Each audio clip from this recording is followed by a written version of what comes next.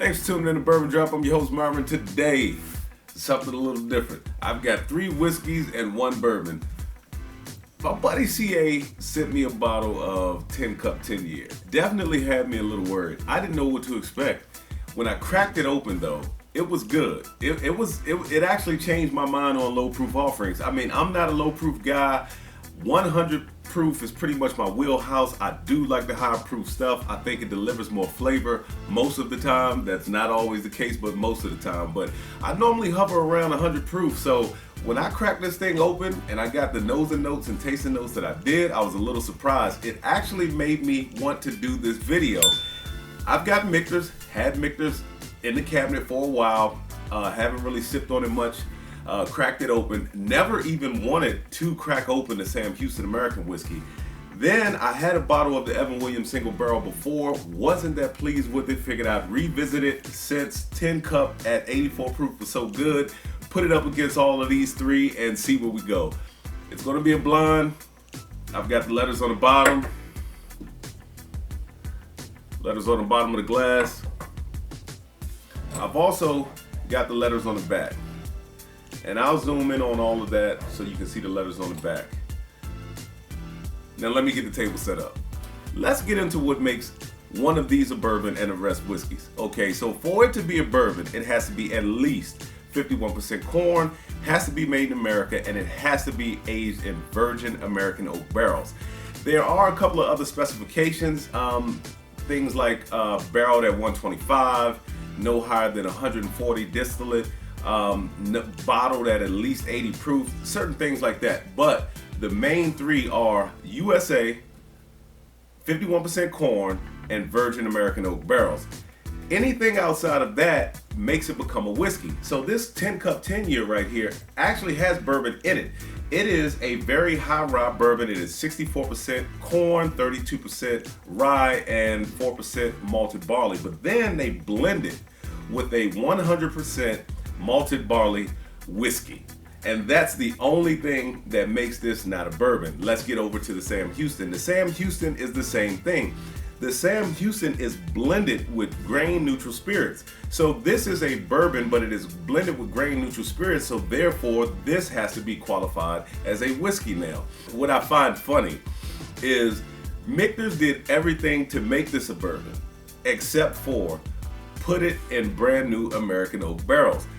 Since they didn't use virgin oak barrels, now it has to be considered a whiskey. So this and this are technically the same. They're made the same, not saying that the mash bill is the same, but they are made the same. But since they did not use virgin American oak barrels, they cannot qualify that as a bourbon. And they made sure to let you know that they don't blend it with any neutral grain spirits, because they put unblended American whiskey on the bottle. Now that we've got all the boring stuff out of the way, let's get into the whiskey. And if you see my wild turkey video, I've got to be a little careful because I had one come off the table and it was not nice. We'll wait for them to stop, then I'll line them up and we'll get into the nose and notes and the tasting notes. All right, I'll put these down to the side. Get this out of the way. All right.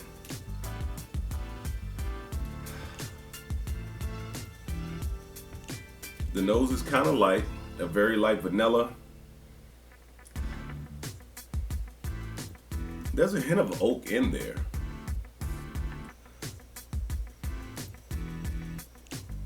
It's got a sweet nose. It's got a fruit, maybe an apple, like a red apple, not a sour green apple, more like a red apple.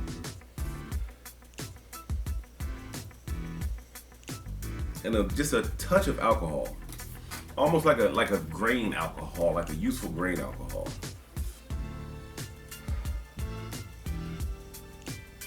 This one has a little bit of like that sunflower seed nuttiness that I get off of charcoal mellowed or charcoal filtered bourbons. Not much going on in the glass besides that little bit of nuttiness, a little bit of the alcohol. And that's pretty much it. I sampled these before doing this, so I thought I'd be, pretty comfortable picking them apart, especially with the Sam Houston. When I cracked that thing open, it reminded me of the Benchmark. It had that nice candy corn. It was just like caramel and buttery and candy. It was like this super sweet, sugary, caramel, buttery candy corn. That's a nice nose. That's a really nice nose. All of the noses so far have been light. They're not rich and heavy and powerful and potent. They come across really nice, bright, and light. This might be the only glass so far that I get a little bit of that cherry note out of.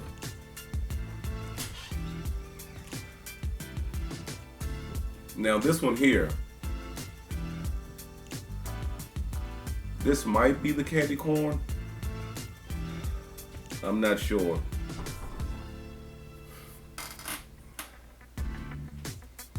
It doesn't have much going on in the nose. It almost gave me that candy corn just for a second.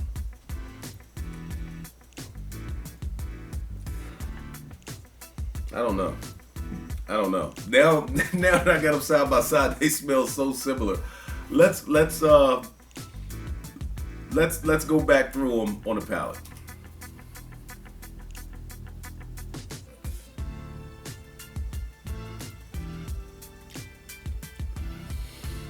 That's a nice light lemon. Some of that cherry that I picked up did transfer. It's a nice light vanilla cream. More lemon comes out, or citrus note. Let's go back.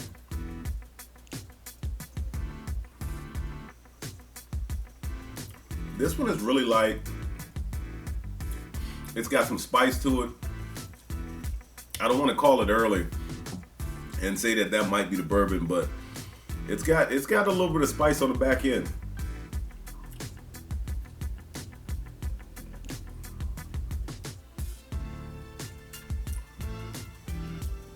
That's got a lot of oak in it, a lot of spice.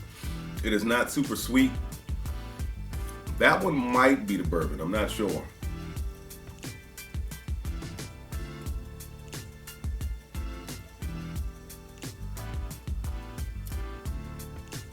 Whew. I need to take a break for a second. I think that one has tainted my palate.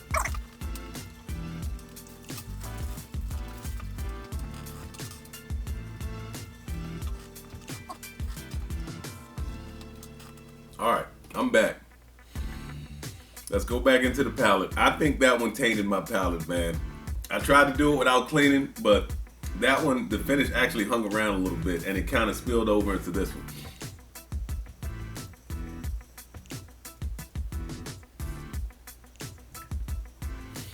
That's got like a nice light raisin vanilla.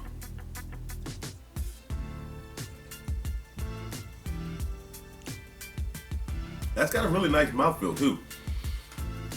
That one is a little oily, creamy. I'm picking up a little bit of that sunflower seed in that one too. Let's go to the last one, see what we get.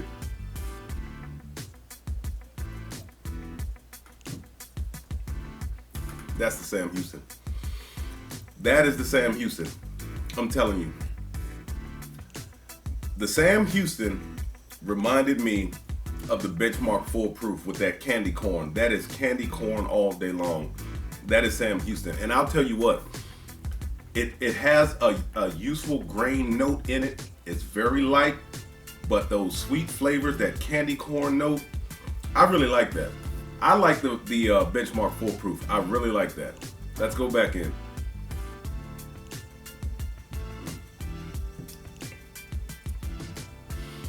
There's a light grain note, but it's got candy corn making up for it. Go back to this glass too.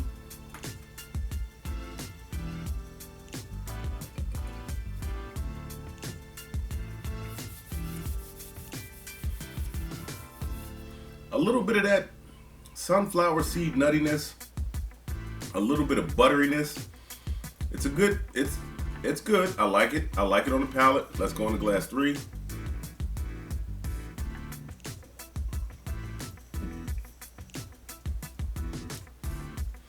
Glass 3 is still coming off. It's watery. It's got that spice in the back.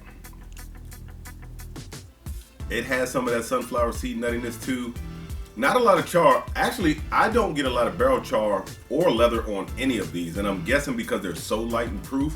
Let's go to the glass number 4. Oh, that nose turned into a maple syrup, man.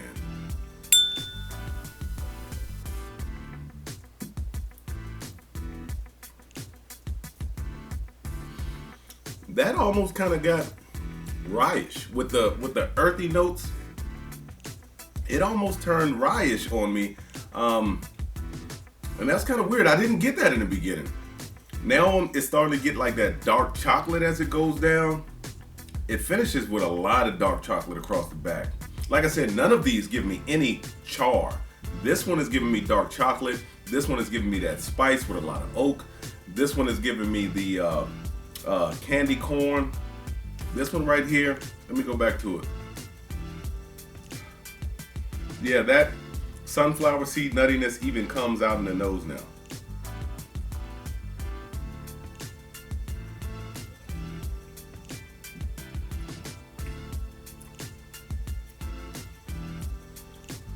These two are very similar. These two are very similar. If I had to rank them right now, I'm gonna say, let's go back to the candy corn.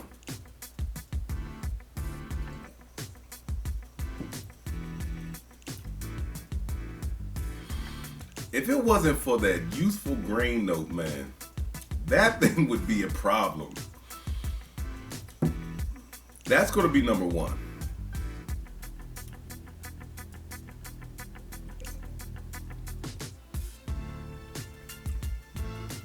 Thick and rich. Very good. Number 2. A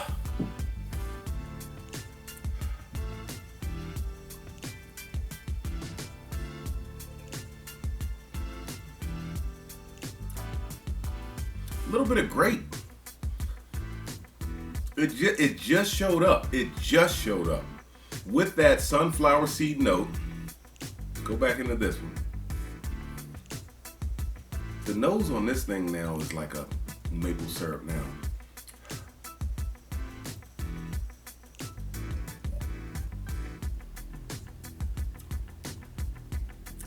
But then it just gets bitter. So, time to find out what they are. Because I want to know. I thought 10 Cup 10 Year was going to come out on top. Because when I cracked that thing open, it was damn good. I mean, damn good. Now, D.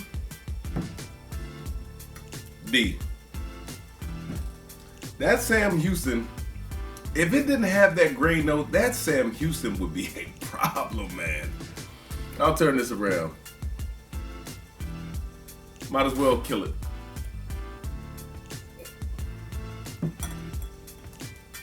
Hopefully you can see that. All right. This is A.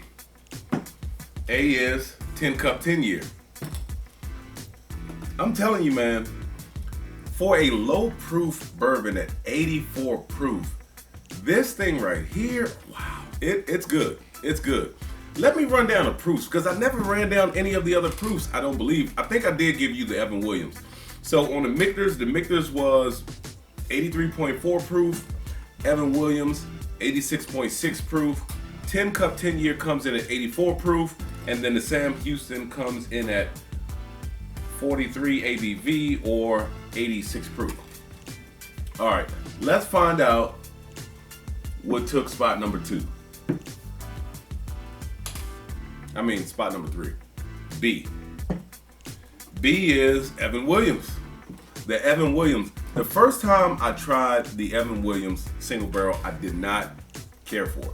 And I do understand that single barrels are like that. You can get one single barrel that is just an absolute hitter, and then you can get another single barrel that makes you never want to even try that brand again. So I understand that. So the first Evan Williams single barrel that I had, I just did not care for it. Not saying that I'm gonna run out and get another one.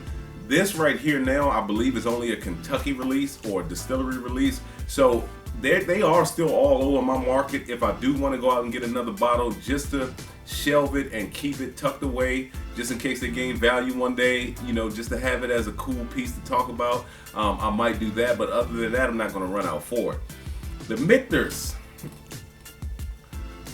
C.